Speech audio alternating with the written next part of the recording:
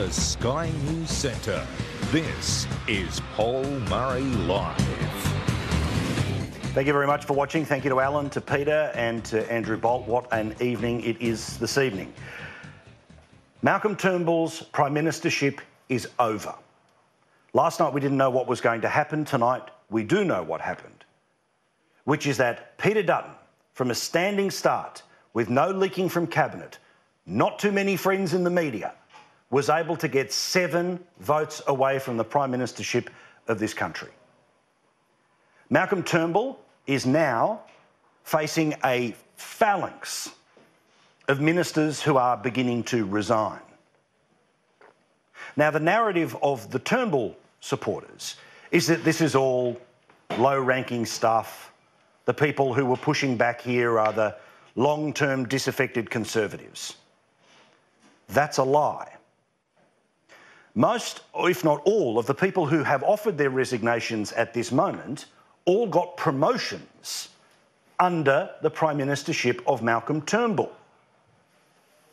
These are people who have the principle to give up the white car for the good of their party, for the good of the millions of people who believe in centre-right conservative politics. These people can see what is coming because they've seen 38 news polls. They've seen Ipsos, where the primary vote is at 33%, and they have all, in a secret ballot, fronted the Prime Minister and showed their hand and said, "Sir, we no longer believe in you. I can't work for you if I am willing to vote for an alternative leader." Those who support Malcolm Turnbull will pretend that this is a rump of people who've always hated him, a rump of people who have used anything possible to build up an atrophy, a hate, and this is all an act of revenge. That is a lie. Peter Dutton is 7 votes away from the Prime Ministership because of the political judgment of this Prime Minister. It was not the evil 2014 budget that made a man who was sky high in the polls wait until an election in 2016.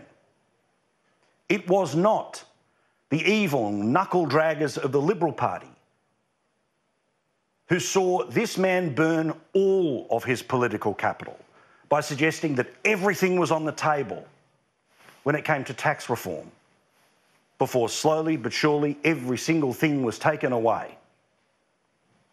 It was not the evil, disaffected, pissed-off former ministers who decided to call an 8-week double dissolution federal election campaign where the chief advocate and funder of the Liberal Party knocked off at lunchtime. It was not the right-wing media who refused to come out on election night and recognise the beating that he had brought upon his colleagues. It was not the evil ball and chain of Conservatives that meant it took a week in that election campaign for the Liberal Party to produce a television ad pushing back against Mediscare. It was not Conservatives, the Delcons, the Albertines, the disaffected, the people who weren't promoted, that decided, when the Labor Party had its troubles when it came to dual citizenship, that the replacement elections for those people would take 11 weeks to take place. It was not the regressive, evil cancer of yesterday who decided the great political move was to give Bill Shorten a reason to cancel or put off at least, a federal Labor conference where the divisions of Labor around border security would have been on show.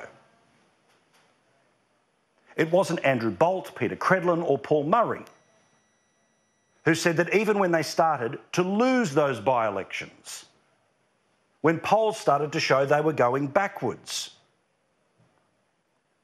that this was a referendum on leadership. When to win any of those by-elections would have meant the government was doing something that a government hasn't done for over 100 years.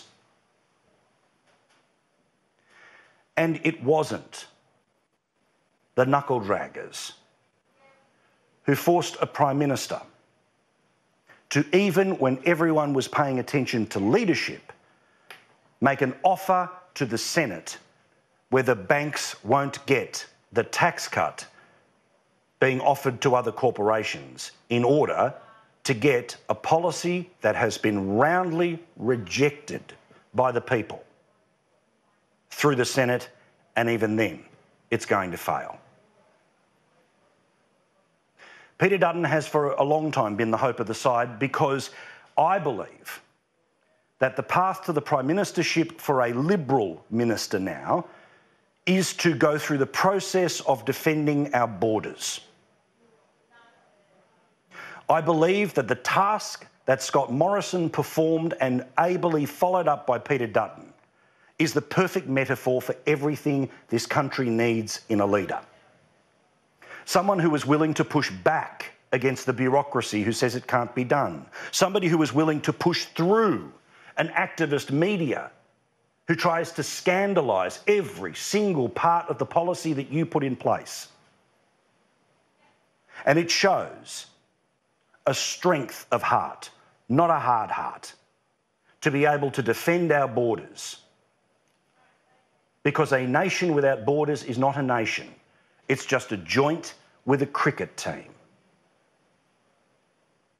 Now, I have no idea what will happen in the coming days. But I want you to think about this if you are a Liberal MP and if you are a Liberal supporter. Malcolm Turnbull made choices that destroyed 14 people's careers. They all left the Parliament. Malcolm Turnbull said there was no place in Australian politics for Pauline Hanson. And she ended up not just coming with herself, but another senator from Queensland, one from New South Wales and one from Western Australia. The crossbench went from a difficulty to a virtual impossibility. And it was Malcolm Turnbull who has burnt every single ally he has ever had in the pursuit of saving his own backside. I would never vote for Bill Shorten. I don't want Bill Shorten to be the Prime Minister of this country, but Bill Shorten is correct that when you're not willing to die in the ditch for the things you most believe in, what do you believe in? What's the point? Now, history tells us that there will be a second strike against a wounded Prime Minister. It has to happen. The bloke from the standing start who wasn't leaking from Cabinet, who wasn't able to build the case that Turnbull was able to do against Abbott, that Rudd was against Gillard, that Keating was against Hawke. He's 7 votes away. So those 7 people, whoever you are and wherever you are, do you honestly think Malcolm Turnbull's got your back? Or will he trade you away like he's traded away everyone else to save his own arse?